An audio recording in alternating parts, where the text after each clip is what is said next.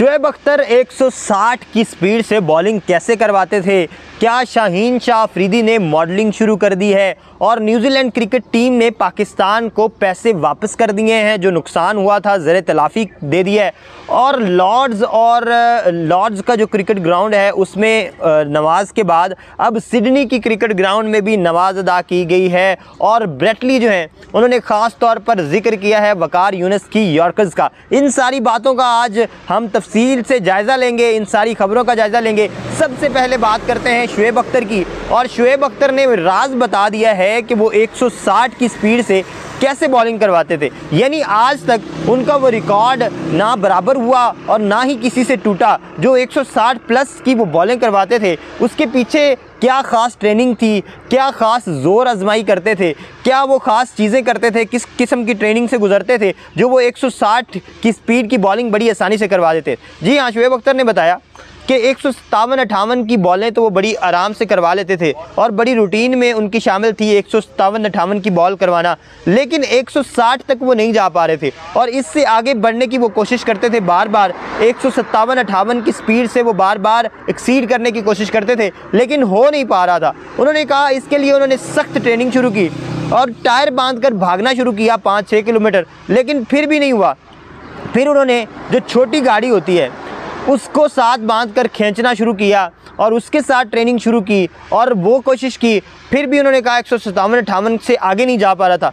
फिर उन्होंने बाकायदा तौर पर ट्रक बांधा पीछे, उन्होंने कहा ट्रक बांध कर, और वो 5 किलोमीटर भागते थे, 5 से 6 किलोमीटर। और तब जाके वो इस काबिल हुए कि 160 की स्पीड से बॉलिंग करवा सकें। और उसके बाद हमने देखा उन्होंने 160 प्लस भी करवाई और दुनिया की तेज़ तरीन बॉल भी करवाई। और दुनिया के तेज़ तरीन बॉलर शुमार होते हैं, आज तक उनके कोई बराबर भी नहीं गया, ना उनका किसी ने रिकॉर्ड बराबर किया, ना ही कोई तोड़ने की अभी तक जो है वो जुस्तजू में हैं सब लोग, सब फास्ट बॉलर, लेकिन करीब कोई भी नहीं गया। तो ये कहना शोएब अख्तर का ये वो राज था जिसकी बेस पर वो 160 प्लस की बॉलें करवा रहे थे। क्या इस कदर मज़ीद सख्त ट्रेनिंग कोई और बॉलर करेगा और क्या कोई मज़ीद बॉलर आकर उनका रिकॉर्ड तोड़ेगा, ये मुस्तकबिल बताएगा। अब उसके बाद बात करें तो शाहीन शाह अफरीदी जो हैं उन्होंने कुछ वीडियोज़ और तस्वीरें अपलोड की हैं जिसमें वो प्रॉपर मॉडल्स जैसी लुक दे रहे हैं, उनके जैसे पोज दे रहे हैं। और सोशल मीडिया की जो समाजी राब्ता मुहिम की ऐप है ट्विटर, उस पर बड़े ट्रेंड कर रहे हैं वो, और सारे जो शायकीन हैं वो उनकी तारीफ़ कर रहे हैं और कह रहे हैं उनको मॉडलिंग की जो है वो की तरफ जाएं और कोशिश कर रहे हैं कि मॉडलिंग की तरफ जाएं। सब शायकीन उनसे एक्सपेक्ट कर रहे हैं कि शायद वो मॉडलिंग की तरफ जाएं। और शादाब खान ने तो बाकायदा तौर पर उन्हें ट्वीट में कह दिया कि आपने मॉडलिंग कब से शुरू कर दी है। और आगे शाहीन वाला जो है वो एक तस्वीर भेजी जो शाहीन परिंदा है उसकी, तो उन्होंने कहा आगे से शाहीन शाह अफरीदी ने उनको रिप्लाई करते हुए कहा कि हमने ये आपसे ही सीखा है। यानी जितने को पोज आते हैं, क्योंकि शादाब खान और हसन अली के तो हम देखते रहते हैं तस्वीरें, लेकिन शाहीन शाह अफरीदी इस तरह की पोजिंग और इस तरह की चीज़ों के कोई ज़्यादा आदी नहीं माने जाते और ना ज़्यादा यूज्ड टू हैं। लेकिन अब उन्होंने भी पोस्टिंग करना शुरू कर दी हैं, तो इस वजह से अब शादाब खान और उनकी एक दिलचस्प गुफ्तगू भी हुई और लोगों ने बाकायदा तौर पर मशवरा दिया शाहीन शाह अफरीदी को कि आप मॉडलिंग की तरफ आ जाएं, आप प्रॉपर पोज करते हैं। अब उसके बाद हमने देखा कि जो न्यूजीलैंड है उसने पाकिस्तान को ज़र तलाफ़ी दिया है। ज़र तलाफ़ी यानी जो एक दौरा तय था न्यूजीलैंड और पाकिस्तान का, और पाकिस्तान क्रिकेट टीम और न्यूजीलैंड की क्रिकेट टीम जो थी वो बाकायदा तौर पर टॉस कर चुकी थी और पहला वनडे शुरू होने वाला था। 3 ODI और 5 T20 खेलने आई थी 18 साल के बाद न्यूजीलैंड की क्रिकेट टीम।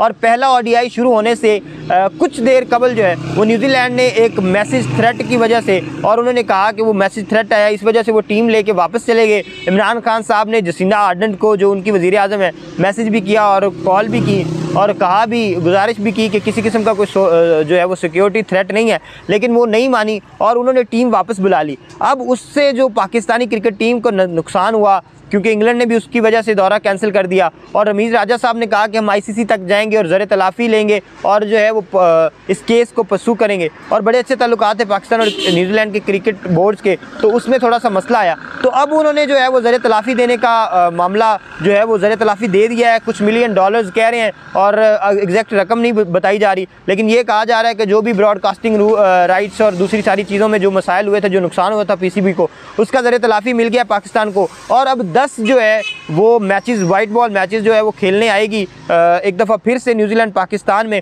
और उन्हें एहसास हो गया अपनी गलती का, और उन्होंने कहा है कि आईसीसी में मुकाबला जो है वो ये मामला नहीं उठाया जाएगा, बल्कि ये है कि हमने अब हल कर लिया और ज़रिए तलाफ़ी दे दिया है। तो अब जो है ये मामला दोनों बोर्ड जो है वो बामी मशावरत से तय कर लेंगे, और 10 मैचेस के लिए अब न्यूजीलैंड की टीम जो है वो वापस पाकिस्तान आएगी। वाइट बॉल मैचेस होंगे ये। अब उसके बाद हमने देखा कि लॉर्ड्स का जो क्रिकेट ग्राउंड है वहाँ पे तो हमने देखा कि अफ्तार मिलन पार्टी हुई थी, और अफ्तार पार्टी हुई थी वहाँ पे बड़ी अच्छी जो है वो एक अजान हुई, नमाज़ हुई। अब इसके बाद ये एक नमाज़ अदा की गई है सिडनी क्रिकेट ग्राउंड में। वकार यूनुस साहब के जो भाई हैं कामिल खान, उन्होंने ये इंगेज किया और ईद मिलन पार्टी रखी गई, क्योंकि हमने देखा रिसेंटली ईद गुजरी है, उसकी वजह से ईद मिलन पार्टी रखी गई और वहाँ पर काफ़ी मेहमानों ने शिरकत की। वकार यूनुस और ब्रेटली जो हैं वो ख़ास मेहमान थे वहाँ की, और भी पाकिस्तान के जो हाई कमिश्नर और दूसरे जो लोग हैं वो वहाँ पर मेहमान के तौर पे मदऊ किए गए, ऑस्ट्रेलिया में जो मौजूद थे। और वहाँ पे एक खूबसूरत जो है ईद मिलन पार्टी का ना सिर्फ जो है वो किया गया एहतमाम, बल्कि वहाँ पे अजान और नमाज भी हुई।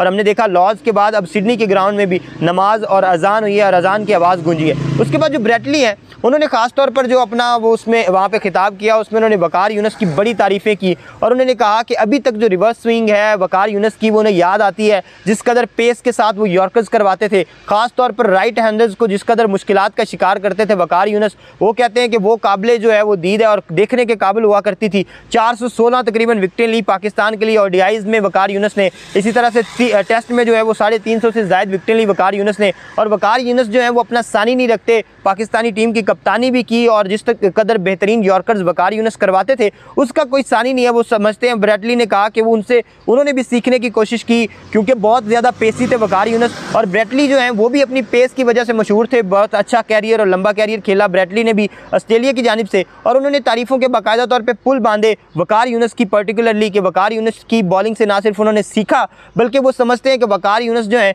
वो एक जो लेजेंड गुजरे हैं क्रिकेट के। और हमने देखा काफ़ी हॉल ऑफ फेम भी मिला वकार यूनुस को, और काफ़ी जो है वो क्रिकेटिंग कम्युनिटी में सराहा जाता है वकार यूनुस की बॉलिंग को। और अभी तक जो है वो पाकिस्तान के जो टॉप बॉलर्स गुजरे हैं उनमें वकार यूनुस जो है वो टॉप 3 में मौजूद हैं कहीं ना कहीं, जिसमें इमरान खान साहब मौजूद हैं, वसीम अकरम, और वकार यूनुस का नाम आता है फास्ट बॉलिंग में। और अभी तक जो है वो टॉप विकेट टेकर्स की लिस्ट में भी वकार यूनुस जो है वो टॉप 3 में मौजूद है। तो इसी वजह से जो है वकार यूनुस जो है वो तारीफ़ के जो है मुतहम्मिल है। इसी के साथ दीजिए इजाज़त। आज ये सारी खबरें थी, अगली जो वीडियो है उसमें मज़ीद खबरों के साथ आपकी खिदमत में हाजिर होंगे। अल्लाह हामिया नासिर।